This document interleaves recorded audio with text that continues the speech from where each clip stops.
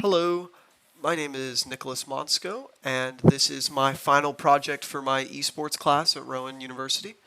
I've chosen Valorant as my game because I had a high connection to this game since I started playing it since closed beta, which was in early 2021, I believe. The game came out, and it is a competitive shooter, considered a tactical shooter, which is a bit different from the average Call of Duty or Halo or any other like first-person shooters because your time to kill is very low, while your abilities that or your kind of characters have abilities that allow you to take gunfights more on your terms, or you try to always kind of outthink your opponent, not just outshoot them. I chose again this game because I had a close connection to it since I started playing it when it first came out, and then I also I joined Valorant's or Rowan's Valorant team early when I first got here last year, and I played on the team for a whole year. It was a lot of fun. We made a couple competitions, which was really interesting. But my project is mainly going over Valorant because, as it's a tactical shooter, it is a lot based on team play and organization. A lot of teamwork goes into it, and it's not something that can just be dominant all by yourself. It's not a single player game. Teams are made up of 5 players against each other. I have the Valorant closed beta logo here just to show you. These are 5 characters that you can play in the game, but characters all have their own unique abilities. No team can have 2 of the same character. So you always have to have a 5 unique composition onto your team to allow you to kind of build out strategies that could come into the game, and you figure out ways to take out your opponents. I think a few things are interesting about Valorant competitively because it's very similar to another game called Counter-Strike. Many people loved Counter-Strike and its tactical feel. It was very gunplay oriented. And while Valorant does have the same gunplay oriented mechanics in many ways, it also has utility not very similar to Overwatch, where you have characters that have these kind of bombastic abilities that can do a lot of damage or impact rounds in far more like satisfying or crazy ways than anything you have in CS:GO. Obviously, you still have your traditional smoker, or you have flashes, which are to blind your opponents or deny information, which is very good in a tactical game like this. But you also have just some crazy ultimates that can kind of tilt the side of a round completely, out of very akin to like a Overwatch or very many hero shooters. So I'm going to change tabs here from Valorant at closed beta, and I have a game that I wanted to kind of go over. But I'll first actually bring up this, because I think Valorant's competitive scene is very well tracked on a website called vlr.gg. So if anyone's interested in actually looking up Valorant and looking into the pro scene, this website has rankings of teams, event dates, match dates, including just live matches that you can watch. Currently, there are games in the Game Changer scene, which is the women's league, and they're happening currently live, and you could track the score lines of the players and see how well they're doing, as well as just clicking on a game and immediately being able to click on a stream link that takes you directly to one of the games. So I think that's super interesting, and anyone who wants to get into Valorant should know about this website. It helps so many people keep track of the pro play. While the creators of Valorant, have tried to get more impactful with their promotion of the pro play, I still think it's lacking in some ways, and this website does help out a lot. But the website that I was originally trying to bring up was a YouTube VOD stream of the most recent grand finals between 2 North American teams. As I was showing on VLR, it might be actually easier just to show as well a little bit more on here. Valorant is an esports that has a traditional season similar to like an NBA or a NFL league, where you have these teams go through a group stage where they play each other in traditional matches, and these records can allow yourself to make it into considered playoffs, which then can take you into international play. Because unlike many different esports where open qualifiers are the common method of promotion and relegation into top tier events, Riot has decided to do a similar to the Overwatch League, where they have a partnership system, in which, if you look at clicking at Valorant Championship Tour, there is the Americans, or Americas as in South America, North America, China, who has their own league, Pacific, which includes a lot of Asia and also some other countries that are more down in Australia and towards New Zealand.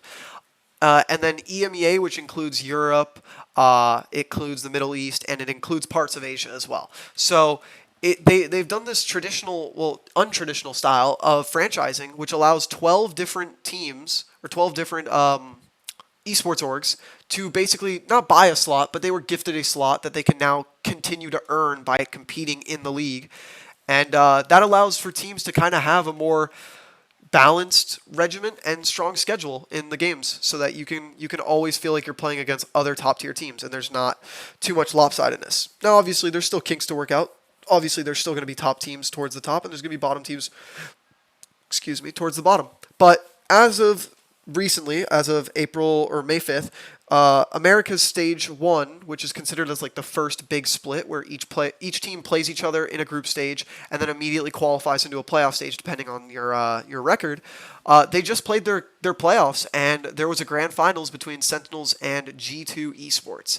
These two teams were already qualified for what is considered the Master event. Master events are almost your international, not grand championship events, because that is the whole Champions Tour is based off of one event champions at the end of the year, but two master events come between that to kind of bridge the gap of international play and also show that teams can still show to be the best team in the world for a brief period. Obviously, Champions is what every team is striving to win. It's almost like the Super Bowl or the NBA Finals or the World Cup. Well, not maybe the World Cup, but it's the traditional trophy. It's Champions. You want to feel like you're the best. And so these teams have competing, just qualified to a Masters event, which is an international tournament that is going to be taking place in June or July, I believe. And well, I was just going to take a look at the game that they played, because I think it has a lot to be shown about the esports. I mean, these are two of the top teams, arguably. No, I mean, these are two top teams in the world. They're going to be competing on a stage in front of everybody in Masters Toronto, which is going to be super exciting to watch. So I think looking at a good brief little bit of the gameplay from this, like obviously this also is just good to look at the VOD, just because you can kind of see the effort that goes into like these games. They have almost, oh, sorry, I got an ad. That's not good. They have traditional like kind of fan meetups that you can meet. They have tents to support your teams. You can buy merchandise. You can they do it at the Riot Games Arena, so you have like a whole entire fun affair going out for like almost like going to a sports game near you. So it's very akin to traditional sports, but they also have a lot of ads on their videos, it seems, whenever I try to skip around. But wow, double whammy. I'm sorry about that. But as I was saying, you have a broadcast desk that they kind of talk about the game. Obviously, I'm not going to wait 16 minutes to hear their broadcast, but they have people on the desk with obviously a lot of merchandise. A lot of actual like effects and stuff go into like the stage and like the costuming and all that, which is really akin to traditional sports, where you have like commentators kind of giving their opinion before the match. Who's the favorite? Why do you think this team should beat this team? Why do you think that this team is strong right now? Or maybe what do they need to work on going into this game? So there's a lot of analysis into the pro scene, which I think is very unique compared to like certain esports. They also have commentary and interviews. This is an interview between the IGL, or what is considered an in-game leader, or your kind of like boss, head honcho. When you're playing a team game, you want to have someone to command you around the field to kind of not just have everybody scatter around. And this is Sentinels IGL John QT. And G2's IGL Valen, and they both got a little post or pre-match interview just to kind of guide you to kind of get their ideas on like either the game or the meta, or like show off what players are kind of trying to do right now. So obviously now if I skip forward a little bit, we actually get into the game where there's map selection. So Valorant is a game that's team-based and obviously has many different maps. This is just one of the most famous maps, Haven. It's been in the game basically since the beta, so 3 years now. And these are the teams that are immediately loading in, and we're aiming up for what is called a pistol round. Now again, similar to CSGO in many ways, you have an economy that you have to manage as well. You cannot just get all the best guns in this game. You have to start with worse weapons and try to build up your economy to get better weapons so that you can win rounds and consecutively like kind of spiral and snowball into winning the map, which of course a team has to get rounds, and you go round by round until each team either reaches 13, or if it goes 12 to 12, you go overtime until basically you have to win by 2. So it's a very unique style, I think, compared to a lot of games besides CSGO, and maybe like there's some modes on Call of Duty that have similar stuff. There's not a lot that are very similar to Valorant. Now obviously you're watching the gameplay and I'm not explaining it very well. I'm sorry, there's a lot to talk about, but Valorant is a team-based game where there's a lot of utility, and some of the things that you see in this pistol round is you'll see colorful effects splashing down onto the ground, and you think, what does that do? Well, certain characters have something called a stun, which basically means you're hindered. You can't shoot your gun as fast as they can, so when they swing into you, they have an advantage in that situation. And that's some of the methodical thinking that goes into Valorant when you have to think about situations. You could smoke off certain angles so they can't peek you from there, or you could even flash your opponents and they can't see anything before you swing, giving you, again, another advantage in these gunfights. And Valorant is built off of these, again, advantages, as well as managing so many other things. Whether it's your ultimates, which I talked about a little bit earlier, your abilities that can shift rounds completely, and you can build them up by getting either kills, deaths, these ult orbs that are stacked around the map that players a lot of the time have to contest certain areas to kind of get an advantage on that. There's so much to manage, and teams at the highest level do a great job of balancing it all. And I think that watching a game like this, G2 versus Sentinels, really showed like these are both two high-level teams, and yet G2 pretty easily won the match 3-1 because they just have such amazing team chemistry. The way they swing together, the way they use their utility off of each other, the way that their IGL is able to understand what the other team is trying to do and kind of plan around that. There's a lot of deep methodical thinking that goes into the game, on top of the fact that there's great clips, there's great plays that players are doing every once in a while. You're going to see players jump into like a crazy war zone with like 1,000 effects going on. This is like a little drone that you can scan through, and there's so many like unique effects. There's too many to talk about in one 10-minute video, but you see like a player jumping straight into the chaos of it all, and now you're seeing this player get stunned and then they get immediately killed by a giant explosion. It's crazy to follow, and it's a unique game that I think you have to play and watch a good bit before you can kind of fully grasp it. But Valorant has so many unique things like this, and I think the esport overall has evolved so much traditionally than its old history had said. Because if you look back, Valorant has been in its championship format, where it's VCT Partnership League. This is only the third year, but we can go back to Sentinels being traditionally like one of the winningest teams of all time. I mean, they have been in Valorant. You can go back 5 pages of matches that are just historical documents, basically, of like this team traditionally winning and also playing much lower quality teams until like you kind of saw this like the prize pools, 25,000, obviously a lot of money, but compared to many modern esports now, this is like smaller prize pools, and you still see these big org names, but you also see like some crazier like rookie orgs that you just would not see at this level of Valorant play anymore.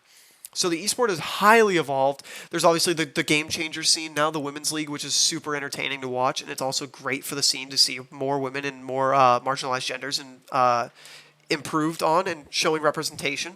There's obviously rankings. You can kind of follow along the teams. There's Europe. I only talked about 2 of the NA teams, but there's so much to be covered in Valorant that it's hard to just make one small video. I'll try to cover some more vocabulary to maybe make it easier to understand what I showed in this clip, in my essay, but I think that someone who wants to watch Valorant as well, the color casters for these games are phenomenal. They not only say each piece of utility a lot of the time as it's being used to help you follow along so you can kind of understand what's going on, they also give great commentary on what players might be thinking or what they're trying to go around the map and do. So a lot of this game and esport, I feel like, is one of the best on the market to watch and also just to follow, because it traditionally they've just mastered so many of the things that regular sports do, and I think in some ways have actually pushed beyond it. So thank you for listening to my video, and hopefully you can check out Valorant, and I will recommend this match or many others that you can go check out on VLR, or you could just go look at the Valorant Championship Tours page on YouTube. They have in Americas, Europe, Asia, Pacific, and China. So go check out any of those if you're interested, and thank you for watching.